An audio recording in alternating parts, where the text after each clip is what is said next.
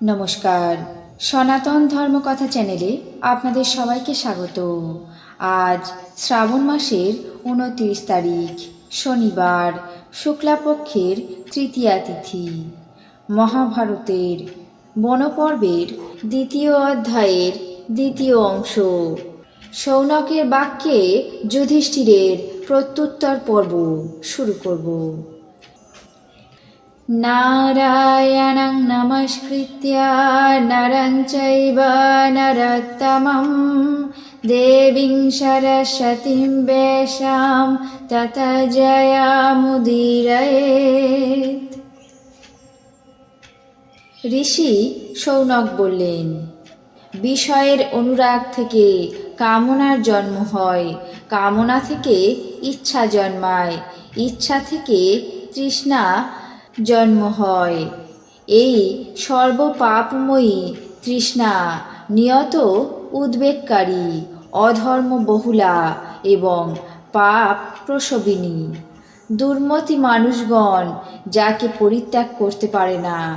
পুরুষ জীর্ণ হলেও যে জীর্ণ হয় না, সেই প্রাণান্তকারী রোগস্বরূপ তৃষ্ণাকে যে ব্যক্তি সহজে পরিত্যাগ করতে পারে, সেই হলো যথার্থ সুখী। এই তৃষ্ণা মানুষের শরীরের মধ্যে থাকে, কিন্তু এর আদিও নেই আর অন্তও নেই। এটি অজনিজ, আগুনের মতো সমস্ত প্রাণীকে নষ্ট করে দেয়। কাঠ যেমন আগুনে দগ্ধ হয়, তেমনি কৃতাত্মা ব্যক্তি সহজাত লোভের দ্বারা বিনষ্ট হয়ে থাকে। মূঢ় ব্যক্তিরাই অসন্তোষ পরায়ণ হয়। পণ্ডিতগণ সর্বদাই সন্তুষ্ট থাকে। পিপাসার কোনো অন্ত নেই। সন্তোষই পরম সুখ। এই জন্য পণ্ডিতগণ এই সংসারে সন্তোষকে প্রধান বলে জানেন। রূপ, যৌবন, রত্ন সঞ্চয়, ঐশ্বর্য, প্রিয় নিবাস সবই অনিত্য। পণ্ডিতগণ এই সমস্ত অচিরস্থায়ী বিষয়ে কখনো লোভ করেন না। ধন সঞ্চয় সর্বতোভাবে পরিত্যাগ করবে। কোনো সঞ্চয়ী ব্যক্তিকে নিরুপদ্রব দেখতে পাওয়া যায় না। এই জন্য ধার্মিক পুরুষেরা অর্থ উপার্জনে বিমুখ ব্যক্তিকেই সর্বদা প্রশংসা করেন।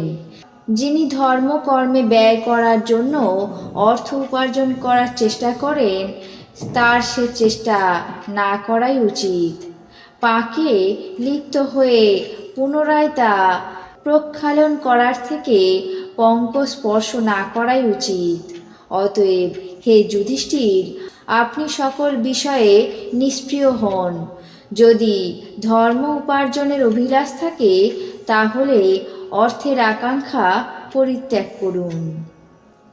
যুধিষ্ঠির বললেন, হে ব্রাহ্মণ, স্বয়ং উপভোগ করবার জন্য আমি কখনো অর্থলোভের ইচ্ছা করি না। আমার অর্থের আকাঙ্ক্ষা কেবল ব্রাহ্মণদের ভরণ পোষণ করার জন্য। আমার নিজের কোনো লোভ নেই। আমার গৃহস্থের অনুগতদের ভরণ পোষণ না করে কিভাবে আমি শান্ত থাকব? দেখা যায় যে সকল প্রাণী ভাগ করে ভোজন করে, এবং যারা স্বয়ং রান্না করেন না, গৃহস্থগণ তাদেরকে অন্ন দান করে থাকেন। সাধুগণের গৃহে তৃণ, ভূমি, জল এবং শাস্ত্রবাক্য, এই 4 প্রকার দ্রব্যের কোনো কালেই অভাব থাকে না। গৃহস্থ ব্যক্তি পীড়িত ব্যক্তিকে শয্যা দেন, শান্ত ব্যক্তিকে আসন দেন, তৃষিত ব্যক্তিকে পানীয় জল দেন, ক্ষুধিত ব্যক্তিকে ভোজন দেন এবং অতিথিদের প্রতি পূর্ণ মনোযোগ এবং প্রিয় কথা বলেন, এবং নিজে দাঁড়িয়ে থেকে অতিথিকে আসন প্রদান করেন। এটাই সনাতন ধর্ম। অগ্নিহোত্র, বৃষভ, জ্ঞাতি, অতিথি, বান্ধব, পুত্র, পৌত্র, ভৃত্যগণ এরা সৎকার না পেলে গৃহস্থকে দগ্ধ করে দেয়। এরা নিজের জন্য অন্ন পাক করে না, বৃথা পশু হিংসা করে না, এবং যা বিধিপূর্বক বপন করা হয়নি স্বয়ং তা উপভোগও করে না। সন্ধ্যাকাল এবং প্রাতঃকালে কুক্কুর, চণ্ডাল এবং পক্ষীদের উদ্দেশ্যে ভূমিতে অন্ন বপনরূপ বৈশ্যদেব নামে বলি প্রদান করে।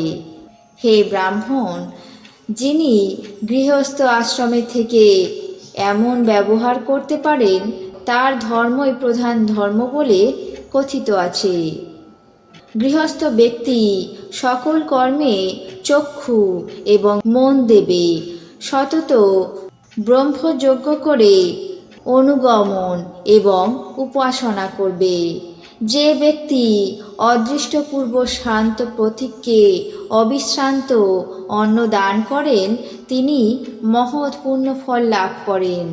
হে ব্রাহ্মণ, যিনি গৃহস্থ আশ্রমে থেকে এই সকল ব্যবহার করে থাকেন তার ধর্মই প্রধান ধর্ম বলে কথিত আছে। আজ মহাভারতের বন পর্বের 2য় অধ্যায়ের 2য় অংশ শৌনকের বাক্যে যুধিষ্ঠিরের প্রত্যুত্তর পর্ব এখানেই শেষ করছি। বাকি অংশ আগামী পর্বে পাঠ করে শোনাবো। এখন জেনে নেব আজকের দিনের 12টি রাশির রাশিফল। মেষ মানহানি, বৃষ অসাধুতা, মিথুন স্নায়ুপীড়া, কর্কট অপদস্থ, সিংহ গৌরব বৃদ্ধি, কন্যা চাকুরি প্রাপ্তি, তুলা অবস্থার উন্নতি, বৃশ্চিক অপ্রিয়ভাজন, ধনু অর্থলাভ, মকর সন্তানের সমস্যা, কুম্ভ চিকিৎসায় ব্যয়, মীন শিরোপীড়া। এই ছিল আজকের দিনের 12টি রাশির রাশিফল। আপনাদের কেমন লাগলো তা অবশ্যই কমেন্ট বক্সে জানাবেন। চ্যানেলটিকে সাবস্ক্রাইব করবেন, লাইক করবেন, শেয়ার করবেন। ধন্যবাদ।